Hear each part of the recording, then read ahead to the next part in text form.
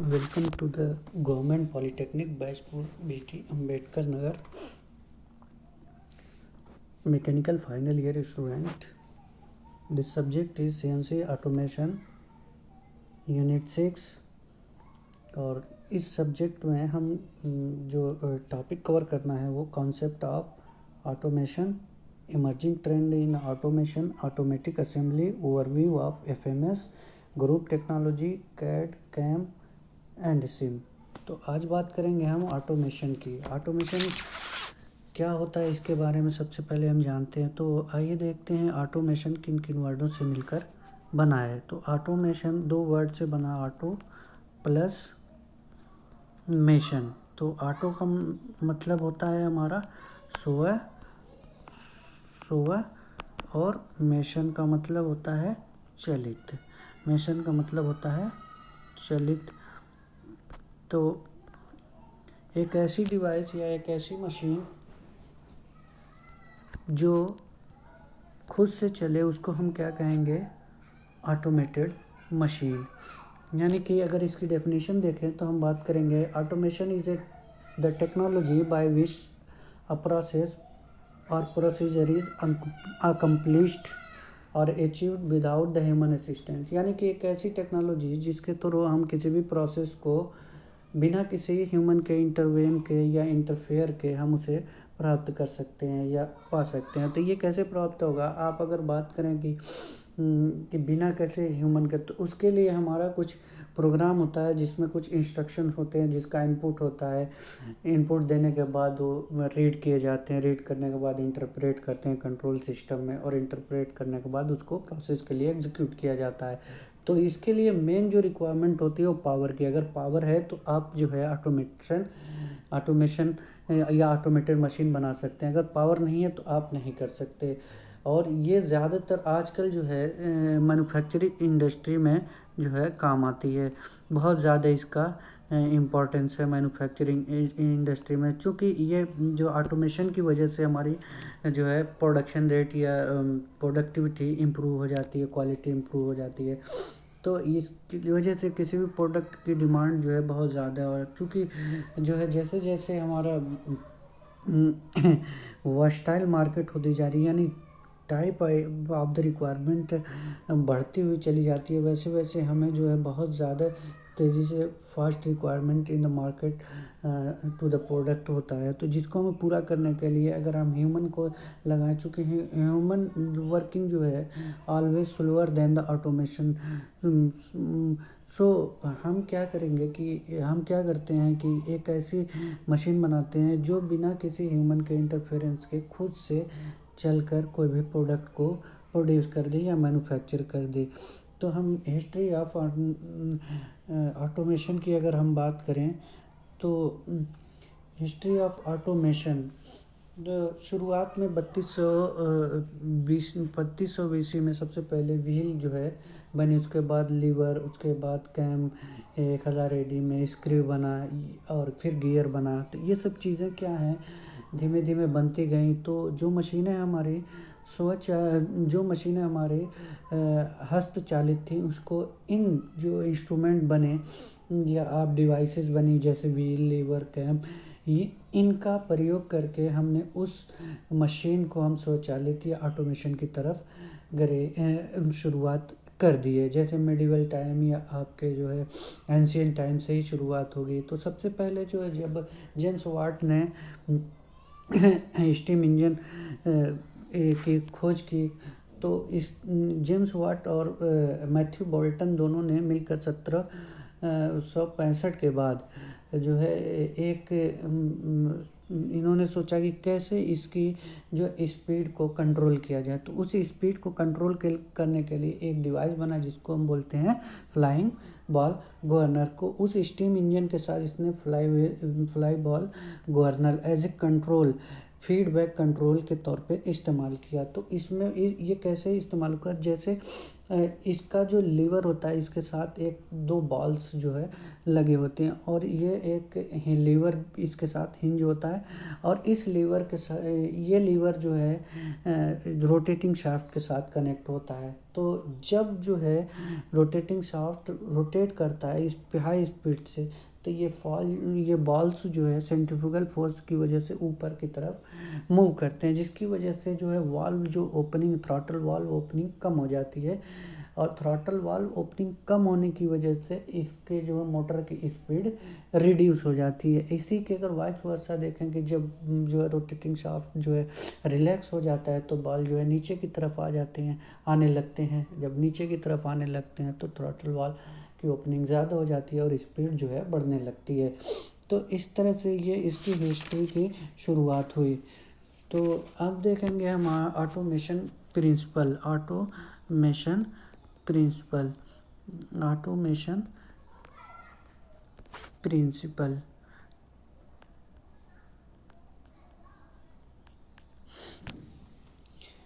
तो automation is not always the right answer for a given production situation. A certain caution and a respect must be observed by in applying the automation technology.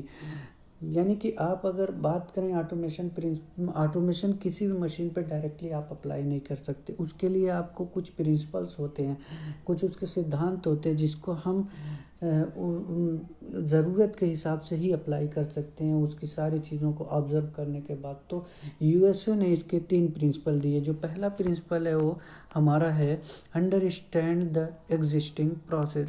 Understand the existing process.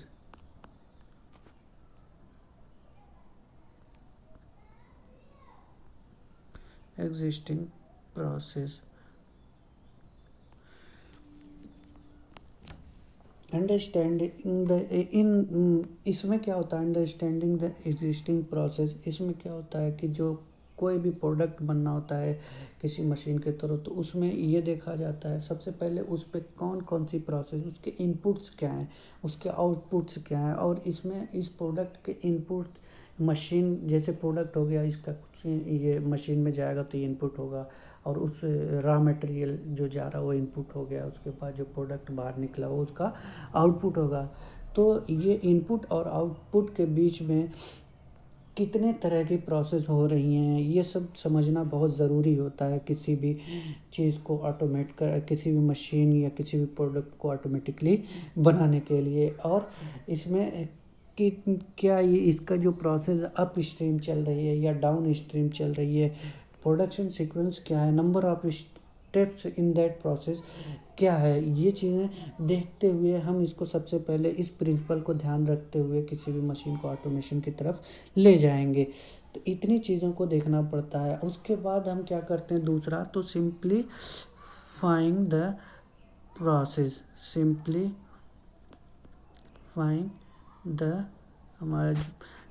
Find the process.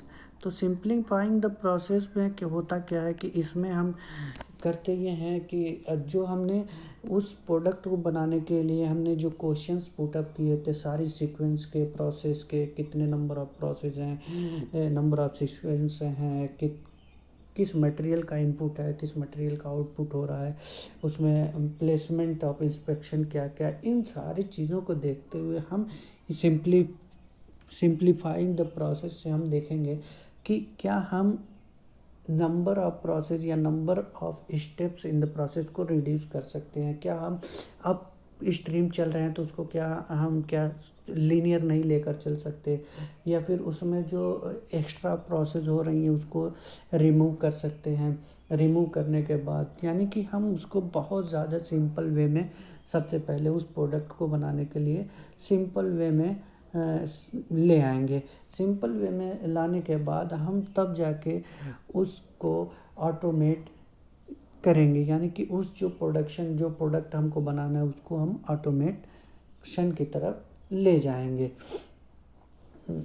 तो जो last वाला वो हमारा है ये है automate the process. तो 3 automate the process. थोड़ा अच्छा नहीं लिखा जा रहा है, आप लोग इसको समझ लीजिएगा। मैं इसका जो है आपको PDF भी भेज दूँगा। Automate the process. तो ये जो ऑटोमेटिक प्रिंसिपल, ऑटोमेशन प्रिंसिपल है, इसको आप देखिए 3 तरह। सबसे पहले क्या हमने बताया, अंडरस्टैंड द एग्जिस्टिंग प्रोसेस, कि जो भी प्रोडक्ट बनना है उस पे क्या क्या प्रोसेस होना है, उसके मटेरियल का इनपुट क्या है, और उसका फाइनली जो प्रोडक्ट निकला उसके बीच में कितने number of steps of process हुई है, और अप स्ट्रीम चल रहा है कि डाउन स्ट्रीम चल रहा है, कितनी जगह उसका इंस्पेक्शन हो रहा है। ये सब चीज़ें देखते हुए उसके बाद हम जो है उसमें जब उसको सिंप्लीफाई करने के लिए हम देखेंगे कि क्या क्या इसमें एक्स्ट्रा स्टेप हो रहे हैं, कहाँ पे आपको उस स्टेप को रिमूव कर दें तो कोई उस प्रोडक्ट को बनाने में फ़र्क नहीं पड़ेगा।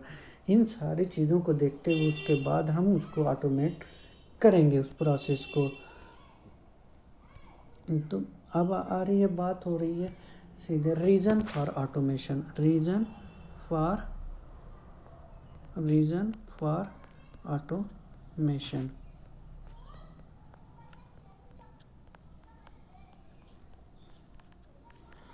क्या क्या रीज़न है ऑटोमेशन के रीज़न क्या हैं, ये हम देखेंगे। तो जैसा कि हमने बताया कि जो है मार्केट में किसी भी प्रोडक्ट की रिक्वायरमेंट बहुत तेज़ी से बढ़ गई, तो हमें मैनुअल उसको बनाने में बहुत टाइम लगता है। तो इसके लिए सबसे पहला रीज़न है कि प्रोडक्टिविटी को इंक्रीज़ करना। To increase the productivity.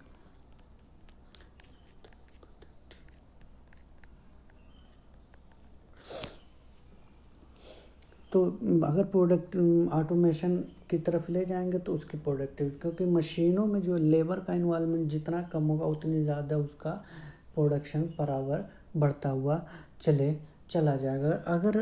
अगर ऑटोमेशन की बात करें तो उसमें टू रिड्यूस लेबर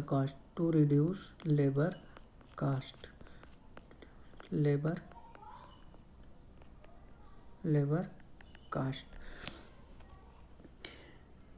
अगर हम जो लेबर हैं उसको उसकी भी कुछ दिनचर्या के लिए उसको सुबह शाम काम करता है तो उसको पैसे देने पड़ते हैं। तो उस पैसे को रिमूव अगर हम एक बार ऑटोमेशन कर दिए किसी मशीन का, तो उस पर कोई अगर लेबर काम नहीं कर रहा तो उसका पैसा जो है हमारा बच जाए, जो भी उसका खर्च देना रहता है वो बच जाएगा। क्या है, जैसे हमारे देश में तो लेबर की उतनी कमी नहीं है, लेकिन जैसे जो डेवलप्ड कंट्री जैसे अमेरिका हो गया, इटली हो गया, इन कंट्रीज़ में क्या है कि लेबर की बहुत कमी होती है। तो जो लेबर की कमी होने की वजह से इनके जो मशीनें अगर ऑटोमेशन या ऑटोमेट न की जाए तो ये मशीनें बंद हो जाएं, क्योंकि हर मशीन को चलाने के लिए एक लेबर की ज़रूरत होगी। तो इन्हीं चीज़ों को देखते हुए जो है टू मिटिगेट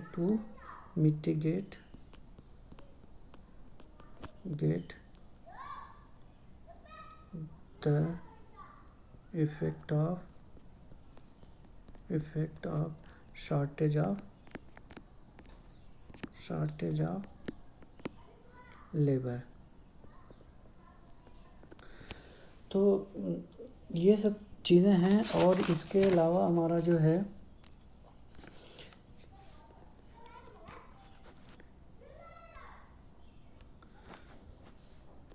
अगला जो है हमारा रीज़न फॉर ऑटोमेशन की बहुत ज़्यादा, जैसे अगर स्वचालित कोई चीज़ है,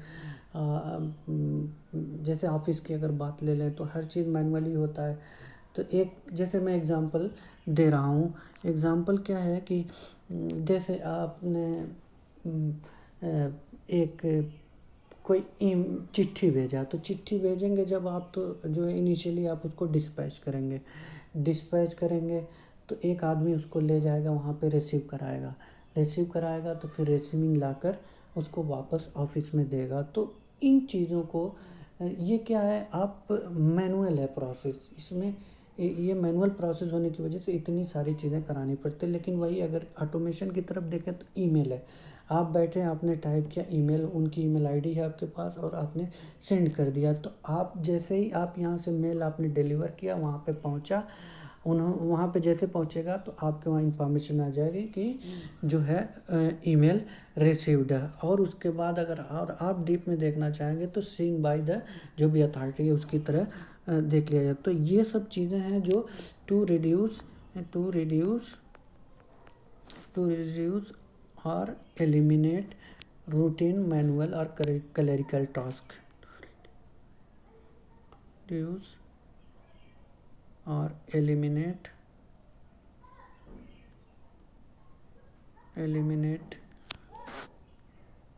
रूटीन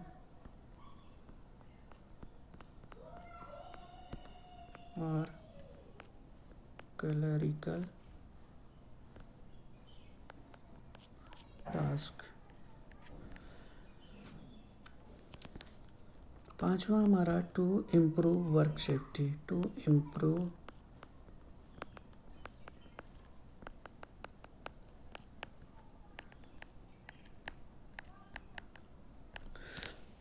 जैसे आप मान लीजिए न्यूक्लियर पावर प्लांट में कोई काम कर रहा है, अगर वहाँ पे जहाँ पे रेस निकलती हैं वहाँ पे अगर ह्यूमन इन्वॉल्वमेंट हो तो बहुत जल्दी वो उसको दिक्कत आएगी। या फिर आप जो है आप देखें स्टीम पावर प्लांट में तो डस्ट और धूल कोयले की राख बहुत ज़्यादा निकलती है, तो वहाँ पे अगर डायरेक्टली ह्यूमन का इन्वॉल्वमेंट हो तो वहाँ पे भी बहुत जल्दी उसको बीमारी पकड़ सकती है। तो वर्क सेफ्टी बहुत ज़रूरी है। इसके अलावा अगर ह्यूमन वर्क कर रहा है, मशीनें बहुत फास्ट चल रही हैं, तो कहीं अगर मिस अलाइनमेंट हुआ या मशीन जो है ऑफ में चली गई तो अगर वहाँ पे ह्यूमन या लेबर खड़ा हुआ तो उसको डैमेज होने का चांस है। वही अगर इन्वॉल्वमेंट ऑटोमेशन की तरफ ले जाया जाए या ऑटोमेटेड हो जाए तो वहाँ पे सिर्फ मशीन को ही जो भी डैमेज होगा, बाकी तो ह्यूमन या फिर लेबर कोई डैमेज नहीं होगा। टू इम्प्रूव जो हमारा छठा पॉइंट है, टू इम्प्रूव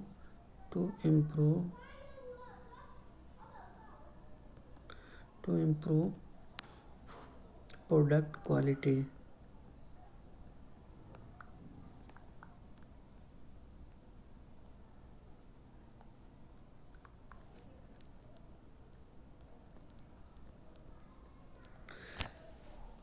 जाहिर सी बात है अगर कोई चीज़ मैनुअली बनती है तो उसमें क्या है, जैसे आपको बोल्ट बनाना हो, आप देखिए एक सिंपल सा एग्जांपल लीजिए कि बोल्ट बनाना हो तो आप उसको हैमर से उसको पीट के उसका हेक्सागन बना रहे हैं, तो आपका जो मैनुअल जो फोर्स लग रहा है उस पर कभी कम लगेगा कभी ज़्यादा लगेगा उस बोल्ट का हेड बनाने में या राउंड करने में। लेकिन अगर उसको ऑटोमेटेड बनाया जाए तो उसमें क्या, अगर कोई हैमर ऑटोमेटेड चल रहा है तो वो क्या करेगा, जितना एक, क्योंकि वैसी फोर्स के साथ उसी मोमेंट के साथ जाएगा, पहली बार में जिस मोमेंट के साथ जाएगा उसी मोमेंट के साथ जो है लास्ट टाइम भी जाएगा, तो यूनिफॉर्मिटी बहुत ज़्यादा मिलेगी। अगर इस वजह से उस यूनिफॉर्मिटी की वजह से प्रोडक्ट की क्वालिटी बढ़ जाएगी। यानी कि कोई भी जो है प्रोसेस हो, जैसे हैमरिंग हो चाहे आपको टर्निंग हो, तो टर्निंग में आप देखिए एग्जांपल कि अगर आप हाथ से करें तो कभी आप डेप्थ आप कट ज़्यादा दे देंगे, कभी कम कर देंगे, फीड ज़्यादा दे देंगे, कम दे, लेकिन अगर वही ऑटोमेटेड हो, एक फिक्स रूटीन पे हो तो वो यूनिफॉर्म कटिंग करता हुआ चला, जिसकी वजह से उसकी क्वालिटी बढ़ती हुई चली जाएगी। लास्ट जो हमारा है to reduce the manufacturing lead time. अगर आप मैनुअली काम करते हैं to reduce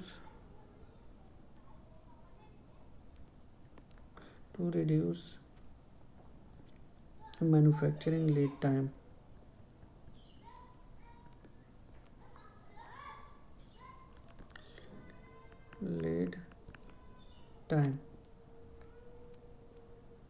manufacturing lead time.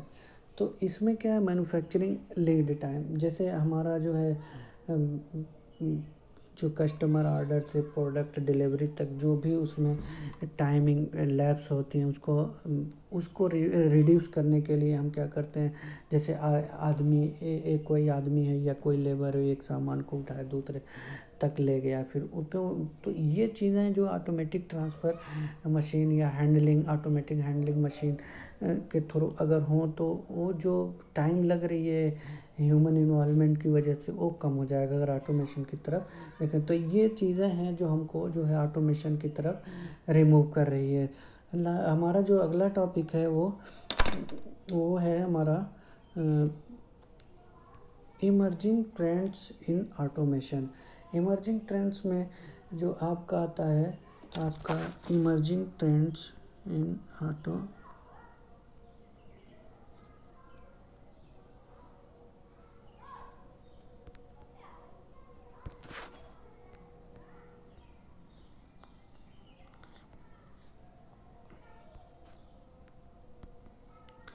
Automation.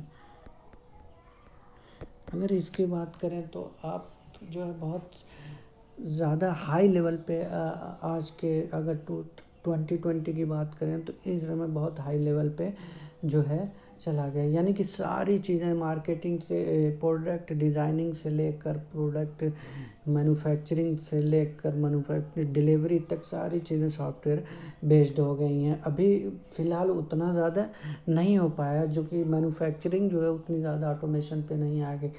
तो ये जो है इमर्जिंग ट्रेंड इन ऑटोमेशन में अगर आप देखेंगे तो ये किस तरफ दुनिया जा रही है। वो ये चाह रही है ये साइंटिस्ट ये चाह रहे हैं कि जो अगर किसी चीज़ जो रिक्वायरमेंट हो हमारी वो भी ऑटोमेटेड हो, जनरेट हो जाए ऑटोमेटिक जो रिक्वायरमेंट है। फिर उसके बाद जो है 3D प्रिंटर पे वो रिक्वायरमेंट जाए और वहाँ पे वो 3D प्रिंटर के थ्रू वो प्रोडक्ट तैयार हो जाए। प्रोडक्ट तैयार होने के बाद वो ऑटोमेटिक जो है ट्रक को ऑटो गाइडेड व्हील्स जैसे ट्रक हो गया उस पर लोडिंग हो जाए। और लोडिंग होने के बाद जो है आपकी जो पर्टिकुलर लोकेशन जहाँ से रिक्वायरमेंट आई है वहाँ पे वो डिलीवर हो जाए। डिलीवर होने के बाद अनलोड होने के बाद वापस जब तक जो है जब तक वापस वो अपनी ओरिजिनल पोजीशन पे ना आ जाए नेक्स्ट प्रोसेस इनिशियलाइज ना हो। तो ये यहाँ तक अब जो है साइंटिस्ट सोच रहे हैं कि कोई भी ह्यूमन इन्वॉल्वमेंट ना हो। जैसे आप एक आजकल का एग्जांपल ले लीजिए, जैसे आप घर बैठे फ्लिपकार्ट से हो गया या अमेज़न से हो गया, इस यहाँ पे घर बैठे रिक्वायरमेंट होते हैं लेकिन रिक्वायरमेंट देते हैं और घर पे आपका सामान आ जाता है। तो लेकिन आप कहीं ना कहीं देखेंगे तो कुछ ना कुछ इसमें लेबर या ह्यूमन इन्वॉल्वमेंट है। जैसे आप लास्ट का आप स्टेप देखें जिससे आपकी मुलाकात होती है किसी भी प्रोडक्ट को लेने के लिए, जैसे डिलीवरी बॉय है जो लाता है उससे आपकी मुलाकात होती है। तो ये क्या ह्यूमन इन्वॉल्वमेंट है। लेकिन ऑटोमेशन जो इमर्जिंग ट्रेंड की तरफ जा रहा है वो चाह रहा है कि ये सारी चीज़ें ख़त्म हो जाए। जैसे जो आपका डिलीवरी बॉय ले आ रहा है वो ना लाकर किसी ड्रोन के थ्रू आपके घर पे जो है वो सामान पहुंच जाए। तो ये है इमर्जिंग ट्रेंड ऑटोमेशन की अगर बात करें। तो अब बात करेंगे हम जो है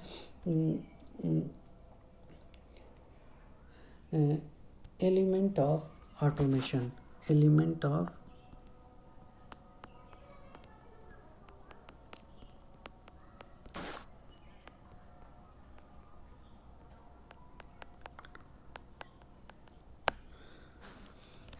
there are 3 elements of automation. Number 1 power source,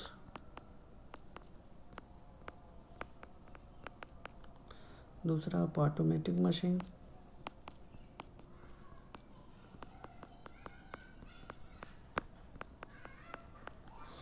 तीसरा आपका जो है फीडबैक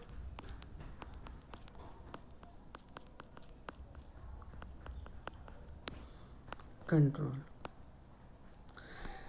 देखिए ऑटोमेशन का सबसे जो मेन पार्ट है वो पावर सोर्स है। अगर पावर सोर्स आपके पास, ये पावर सोर्स होता क्या है, जैसे इलेक्ट्रिसिटी जनरेट हुई है ये आपका पावर सोर्स। अगर पावर सोर्स जो है अवेलेबल है तो आप जो है ऑटोमेशन के लिए ऑटोमेशन की तरफ बढ़ सकते हैं। अगर आपके पास पावर सोर्स ही नहीं है तो आप तो मेनली जो पावर सोर्स की तरह के तौर पे इस्तेमाल किया जाता है वो क्या है, इलेक्ट्रिसिटी है। दूसरा आपका ऑटोमेटिक मशीन है। ऑटोमेटिक मशीन में जो है जैसे ऑटोमेटिक मशीन है, जैसे आपकी CNC lathe machine, CNC milling machine, ये सब क्या ऑटोमेटिक मशीन और डिफरेंट पार्ट को बना देगी। उसी के साथ साथ जो है जैसे क्वालिटी कंट्रोल के लिए एक मशीन हो, ऑटोमेटिक असेंबली लाइन हो, और जो पार्ट्स आपके डिफरेंट प्रोडक्ट बने उसको असेंबल करने के लिए जो सारी एक लाइन में आए, और इंडस्ट्रियल रोबोट के थ्रू आपका जो है इंडस्ट्रियल रोबोट के थ्रू सब असेंबली हो जाए, और उसके बाद जो है ऑटोमेटिक जो है वो मटेरियल जो है उठाया जाए और हैंडलिंग किया जाए, हैंडलिंग करके सीधे स्टोरेज में लेकर चले जाया जाए। तो ये हमारा जो है ये एलिमेंट में जो ऑटोमेटिक मशीन के एलिमेंट में जो आ रहा है वो ये है। और तीसरा जो वेरी इंपॉर्टेंट है वो ये है कि फीडबैक कंट्रोल। इसमें क्या है कि जैसे आप या कोई मशीन कोई वर्क करती है तो उसको ये पता होना चाहिए कि ये क्या जो वर्क किया गया है ये सही हुआ कि नहीं, उसके लिए फीडबैक कंट्रोल सिस्टम में। तो इसको चेक करने के लिए सेंसर, एनालाइज़र, एक्चुएटर्स और ड्राइव का इस्तेमाल होता है। सेंसर्स क्या करते हैं? सेंसर्स कोई भी फिज़िकल एक्टिविटी को जो है अगर चेंज हो रही है, कोई भी फिजिकल चीज़ उसमें जैसे मूवमेंट हो रहा है तो उसमें फिजिकल कोई चेंज हो रहा है तो उसको सेंस करती है और उसको सिग्नल में कन्वर्ट, ट्रांसड्यूसर के थ्रू सिग्नल में कन्वर्ट करके वापस भेजती है, एनालाइज़र के पास भेजती है। एनालाइज़र उस डाटा को एनालाइज करता है कंप्यूटर, टाइमर, बार कोडर, रिड्यूसर या ऑप्टिकल इनकोडर के थ्रू। ये सब चीज़ें जो analyser consist of those things for checking those data. तो इन डाटा को चेक करने के बाद जब ये अगर सही है तो इसको एक्चुएटर के पास भेजता है। एक्चुएटर एक से इलेक्ट्रिकल सर्किट होते हैं जिसमें सिलेंडर होते हैं, single acting, double acting, solenoid, relay, ये सब लगे होते हैं। वहाँ पे डाटा जाता है तो इसके थ्रू इलेक्ट्रिक सिग्नल के थ्रू जो ड्राइव यूनिट में पहुँचता है। तो जब ड्राइव यूनिट एक्चुएटर जो है चलता है तो ड्राइव यूनिट चलती है, और ड्राइव यूनिट से फिर उसके बाद जो हमारा मूवमेंट जो भी चाहिए होता है वो मिल जाता है। तो ये जो है इसके एलिमेंट हैं, और ये एलिमेंट जो है हमारे ऑटोमेशन के मेन पार्ट्स हैं। इसके बिना जो है हम कोई भी ऑटोमेटेड मशीन नहीं करते हैं। तो टाइप ऑफ ऑटोमेशन क्या है? अब आते हैं, बात करते हैं हम टाइप ऑफ ऑटोमेशन की। तो ऑटोमेशन की टाइप ऑफ ऑटोमेशन की बात करें तो 3 तरह का ऑटोमेशन होता है। टाइप ऑफ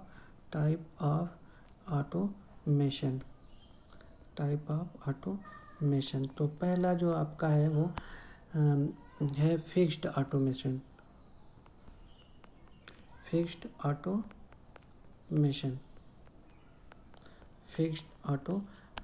दूसरा आपका है प्रोग्रामेबल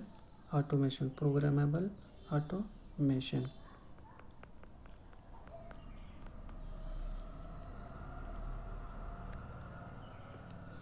तीसरा आपका है जो है फ्लेक्सिबल ऑटोमेशन।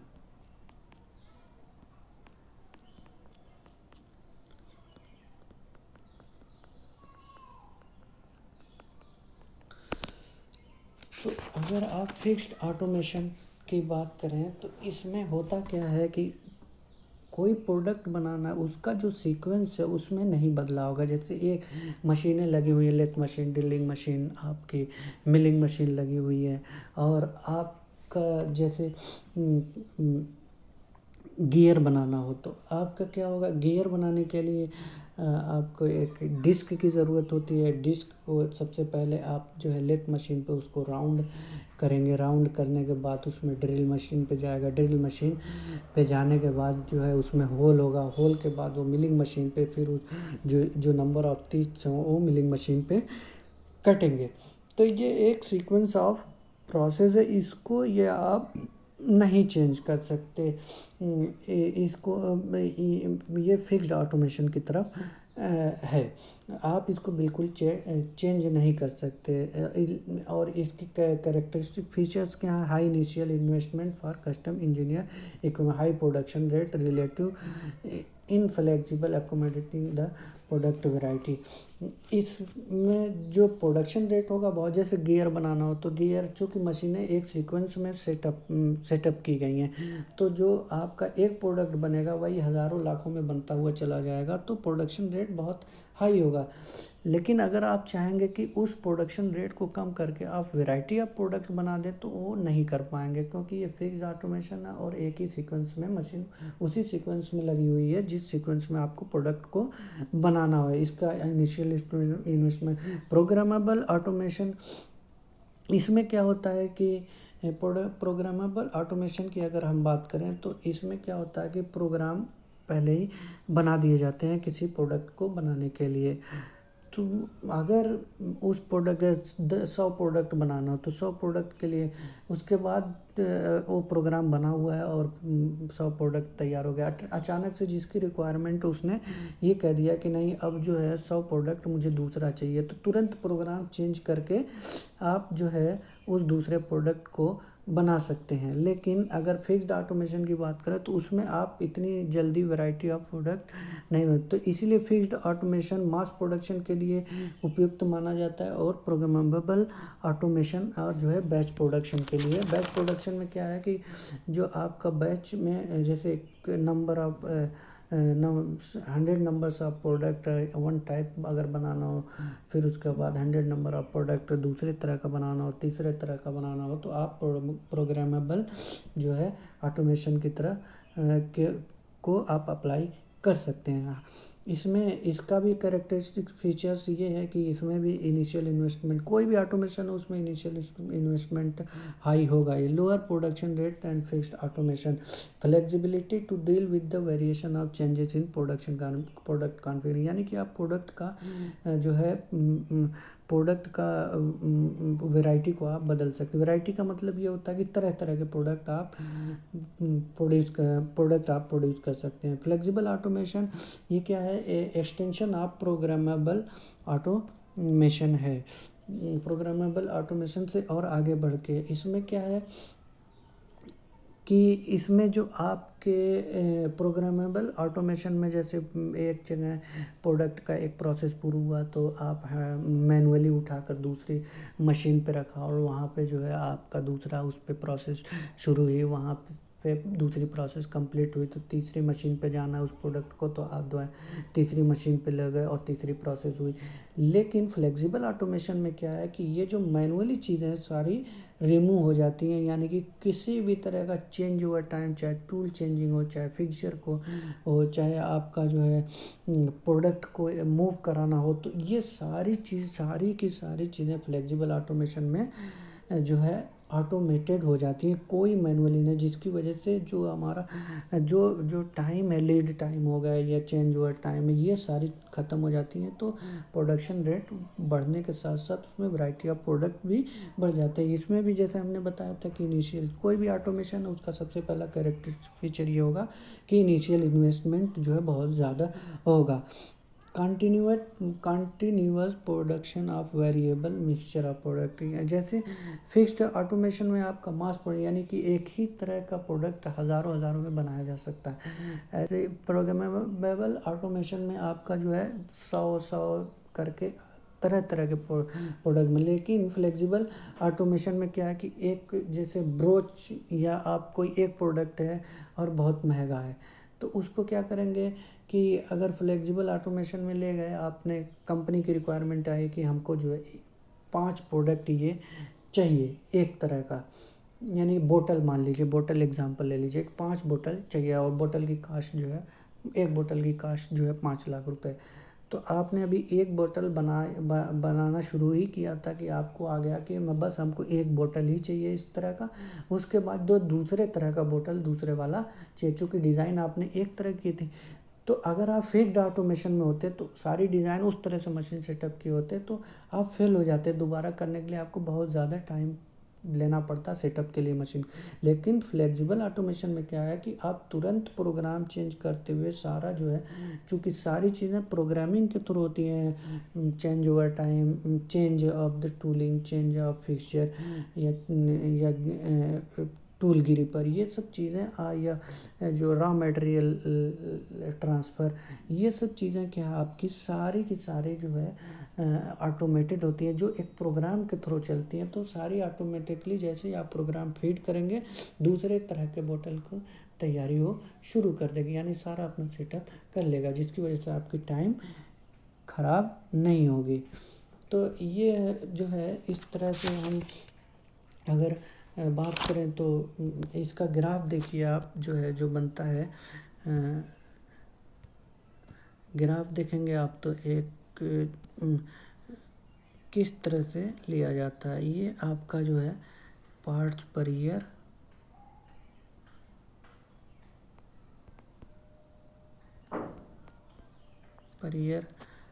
दूसरा अगर ये 15 हो गया, ये आपका 500 हो गया, 500 पार्ट, और ये 15,000 पार्ट, और आपका ये डिफरेंट पार्ट यानी variety of part, different parts.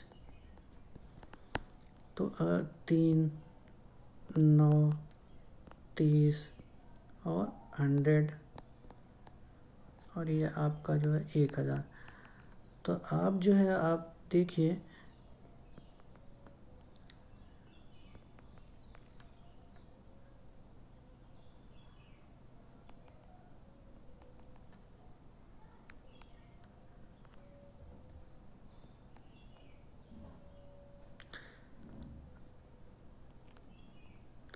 तो आपका जो है फिक्स्ड ऑटोमेशन के अगर बारे में हम बात करें तो जो ये एरिया जो है फिक्स्ड ऑटोमेशन का, तो इसमें देखिए जो फिक्स्ड ऑटोमेशन है ये आ रहा है कि यहाँ से आप देखेंगे ये लाइन है जो, तो ये देखेंगे नंबर ऑफ पार्ट्स जो है बहुत ज़्यादा है, यानी कि 12,500 के आसपास है, लेकिन वेराइटी ऑफ प्रोडक्ट आपके बहुत कम है, यानी कि आपके 9 के आसपास है, या 9 से भी कम आप मान लीजिए। दूसरा आपका जो है आपका दूसरा वाला जो चल रहा है ये है प्रोग्रामेबल ऑटोमेशन। आप प्रोग्रामेबल ऑटोमेशन में हमने कहा बैच प्रोडक्शन, यानी कि इसमें आप देखेंगे प्रोडक्ट तो 15 से 500 के बीच में है। ये आपका प्रोग्रामेबल ऑटोमेशन है। तो ये आप देखेंगे कि डिफरेंट पार्ट 100 तक पहुंच गया, और लेकिन जो आपका number of parts per year जो है रिड्यूस कर गया है, यानी कि 15 से 500 के बीच में आ गया। और ये जो एरिया है फ्लेक्सिबल ऑटोमेशन का है, यानी कि इसमें आप मीडियम में आप लेकर चलेंगे। मीडियम का मतलब ये है कि आपका प्रोडक्ट की वैरायटी ऑफ प्रोडक्ट भी ज़्यादा है, और जो है आपका जो number of parts per year भी इसमें, यानी कि दोनों चीज़ें ये मीडियम लेकर चलते हुए फ्लेक्सिबल ऑटोमेशन की तरफ चली जाती है। तो ये इसका ग्राफ है। और examples of automation, automated machine tool जैसे सीएनसी मशीन हो गई, सीएनसी मिलिंग हो गई, सीएनसी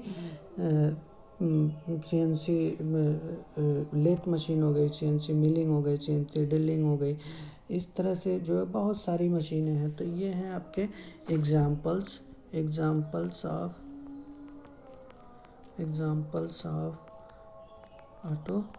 ऑटोमेशन।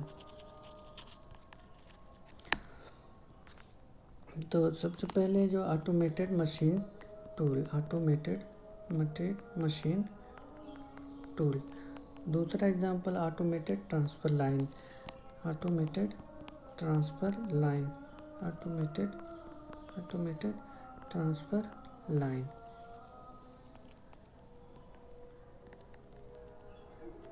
ये इसका सबसे अच्छा एग्जांपल है कोका कोला इंडस्ट्री में। जैसे कोका कोला या फिर आपके कोई भी जो है कोल्ड ड्रिंक की इंडस्ट्री, उसमें क्या होता है कि एक तरफ जो है आपका ये कोका कोला हो गया या ड्रिंक हो गया वो बनी होती है, और फिर बोतल तैयार होता है, बोतल में फिक्स होता है, पैकिंग होती है, पैकिंग होके एक जो है एक कन्वेयर्स होता है, उस पर रख दी जाती है, वो सीधे ट्रांसफ़र होते होते होते हुए चला जाता है। और जहाँ पे उसको सब क्लीन करनी होती है वहाँ पे क्लीन होता है, वहाँ पे स्टिकर लगते हैं, स्टिकर करने के बाद फिर दूसरे जगह रख दिया जाता है, वो सीधे जो है स्टोरेज में पैकिंग होते हुए स्टोरेज में चला जाता है। तो ऑटोमेटेड असेंबली सिस्टम, तीसरा वाला ऑटोमेटेड असेंबली सिस्टम। जैसे कार हो गई, एक कार में क्या होता है, पार्ट्स अलग अलग बने होते हैं और वो जो है एक जगह जाकर सारे पार्ट जो है असेंबल होते हैं वो उस कार में उसके। और ये सबसे अच्छी बात है इसमें, जो अगला स्टेप है ऑटो इंडस्ट्रियल रोबोट, और इन रोबोट के थ्रू वो ऑटोमेटिक असेंबली होती है। Automated assembly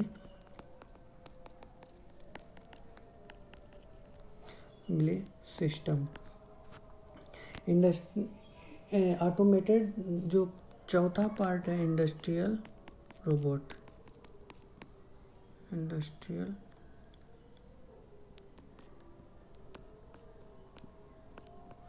robot. जो पांचवा पार्ट है आपका ऑटोमेटेड मटेरियल हैंडलिंग।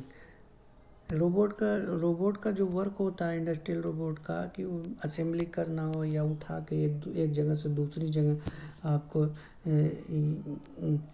किसी भी ले जाना हो, तो इंडस्ट्रियल रोबोट का इस्तेमाल करते हुए सीधे हम लेकर जा सकते हैं। Automatic material handling and storage, यानी कि वहाँ से प्रोडक्ट को उठाया गया, उठाकर जो एक जगह से दूसरे जगह ले जाया गया और स्टोरेज में लेकर, और वहीं पे जो ऑटोमेटिक क्वालिटी जो है कंट्रोल भी उसका, यानी कि इंस्पेक्शन, वो ऑटोमेटिक क्वालिटी कंट्रोल सिस्टम।